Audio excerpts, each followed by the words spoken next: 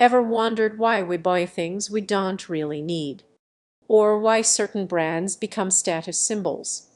Well, today we're diving deep into a book that tackles these questions head on, offering a fascinating and sometimes unsettling look at how our society values wealth and status.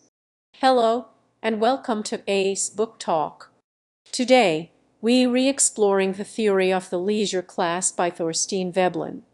Thorstein Veblen, an American economist and sociologist, wrote this influential book in 1899. Born in Wisconsin to Norwegian immigrant farmers, Veblen's unique background gave him a critical perspective on American society. He was a sharp observer of the economic and social changes happening around him during the Gilded Age, a period of rapid industrialization and immense wealth accumulation. He saw firsthand the rise of a new elite, the leisure class, and the ways in which their lifestyles influenced the values and behaviors of the rest of society.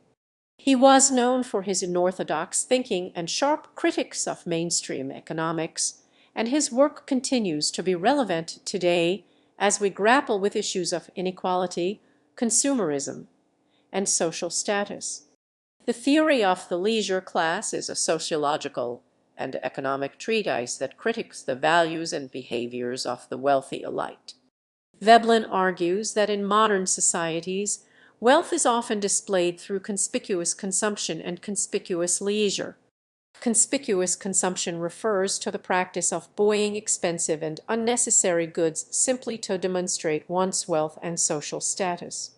Think of it as buying a designer handbag not for its functionality, but for the brand name emblazoned across it.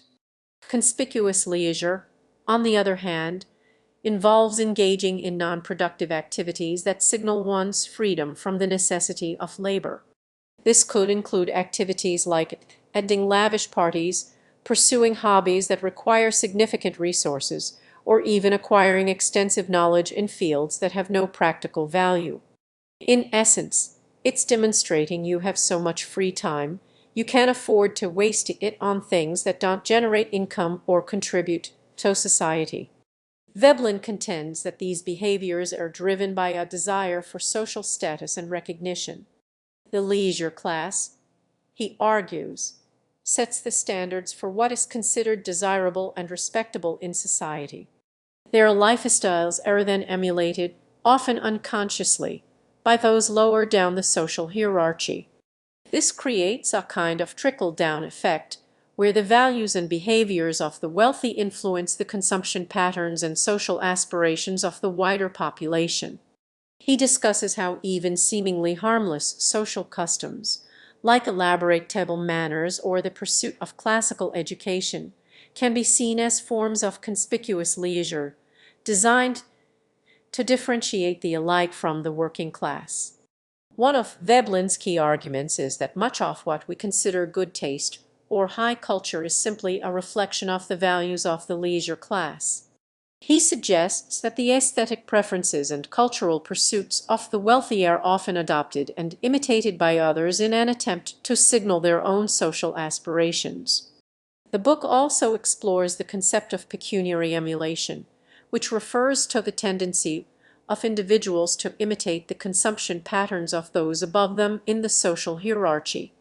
This creates a never-ending cycle of striving and competition, as people constantly seek to acquire the goods and experiences that will elevate their social status. It's a constant chase for the next best thing, driven by a desire to keep up with the Jonases, or in this case, the Vanderbilts. Furthermore, Veblen examines the role of institutions, like universities and churches, in perpetuating the values of the leisure class. He argues that these institutions often serve to reinforce the status quo by promoting a culture of respect for tradition and authority, which benefits those who are already at the top of the social hierarchy. So, what can we learn from Veblen's theory of the leisure class? The book offers several important lessons that are still relevant today.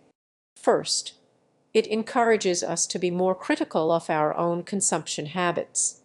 Are we buying things because we truly need them, or are we simply trying to impress others? By becoming more aware of the social pressures that influence our spending, we can make more conscious and deliberate choices about how we allocate our resources. Second, Veblen's work challenges us to question the values and norms that we take for granted. What is considered good taste or high culture? Are these standards truly objective, or are they simply a reflection of the preferences of a privileged few? By questioning these assumptions, we can begin to develop a more independent and authentic sense of self. Third, the book reminds us that social status is a relative concept. Our sense of self-worth should not be tied to our possessions or our position in the social hierarchy. True fulfillment comes from pursuing meaningful goals and building genuine connections with others, not from accumulating wealth and displaying it conspicuously. Ultimately, the theory of the leisure class is a call for a more egalitarian and less materialistic society. By understanding the social forces that drive our consumption patterns and shape our values, we can begin to create a world where status is based on contribution and character, rather than wealth and leisure. Thanks for joining me on this exploration of Thorstein Veblen's classic work. If you found this discussion thought-provoking, please subscribe for more book recommendations.